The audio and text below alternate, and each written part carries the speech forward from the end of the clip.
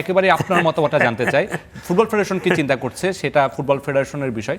আমি আপনার মতামতটা জানতে চাই, তার যে সাম্প্রতিক রেজাল্ট বা তিনি এত ভালো ফুটবলারদেরকে পেয়েও আসলে বাংলাদেশকে কি দিতে পেরেছেন, সেই বিবেচনায় তাকে আপনি আর সেই বিবেচনায় সে থাকে না আমার বিচারে।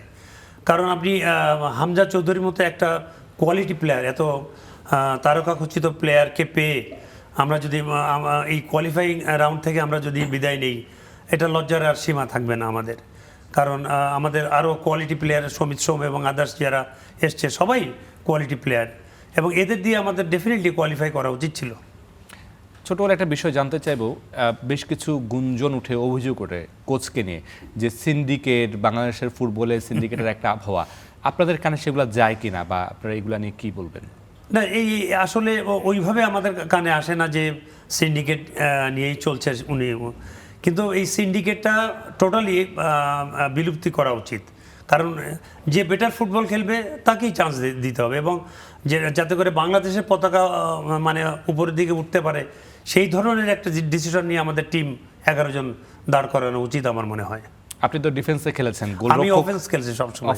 আপনার হচ্ছে যে আমার এখনো পর্যন্ত আমার যে রেকর্ড, এটা এখনো কেউ টাচ করতে পারে না ইনশাল্লাহ। গোলের রেকর্ড 178 গোলস শুধু লিগে, আর ইন্টারন্যাশনালি 24 গোল, হাইয়েস্ট গোল গেটার আমি এখনো, আল্লাহর রহমতে এখনো আপনাদের দয়ে আমি একটু ক্ষমা চেয়ে নিচ্ছি, আমি অফেন্স বলতে গিয়ে ডিফেন্স বলে ফেলছি ভুলে, আমি সেজন্য অবশ্যই ক্ষমা চেয়ে নিচ্ছি। আমি শ্রীলঙ্কাতে যে I was the top scorer, এবং এটা মানে চিন্তা করা যাবে না যে কি ধরনের কম্পিটিটিভ মুড, সেটা আমার জানা আছে। আমি সেটা বলছিলাম কারণ হচ্ছে আপনি প্রতিপক্ষের গোলরক্ষকের বেশ বড় পরীক্ষা নেন, একটু সেটা আনছি কেন, জিকোর কথা বলতে চাই। বাংলাদেশের বাজ পাখি বলা হয় সেই ফুটবলারটা বা সেই গোলরক্ষকটা অনেকদিন ধরেই বাংলাদেশ দলে সুযোগ পাচ্ছে, সার্ভিস দিয়েছে, এবং আমার মনে হয় এই মুহূর্তে চান্স পাচ্ছে না দলে। এত বড় একটা অভিজ্ঞ গোলকিপার ডেফিনেটলি টিমে চান্স পাওয়া উচিত ছিল।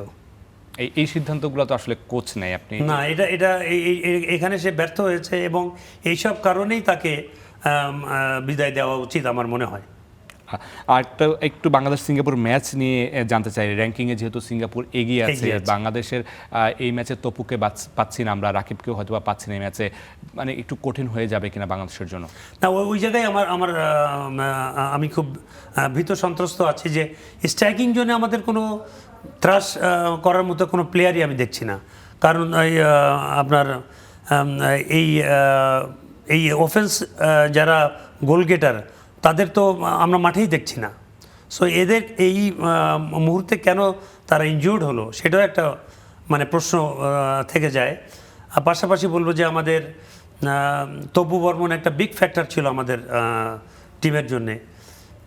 এইসব জায়গাগুলো যারা ডিফেন্সিভ অর্গানাইজেশনে এখন খেলছে তারা কতটুকু ম্যাচিউর এটাও আপনার দেখতে হবে। এইসব বিষয় চিন্তা করে, প্লাস ওদের নিজস্ব মাঠ, সব কিছু মিলে ওদের ফেভারেই কিছুটা থাকবে আমার মনে হয়। বাংলাদেশি যে প্রবাসীরা আছেন তারা নিশ্চয়ই বাংলাদেশকে সাপোর্ট জানতে সেই মাঠে ছুটে যাবেন। ডেফিনেটলি তারা যেন আপনার মাধ্যমে আমি তাদের বলতে চাই, তারা যেন আশাহত না হয়। নিশ্চয়ই। আরেকটা বিষয় সেটা হচ্ছে যে এই ম্যাচে আপনি আসলে কাকে ট্রাম্প কার্ড হিসেবে দেখতে চান? কে ট্রাম্প কার্ড হতে পারে?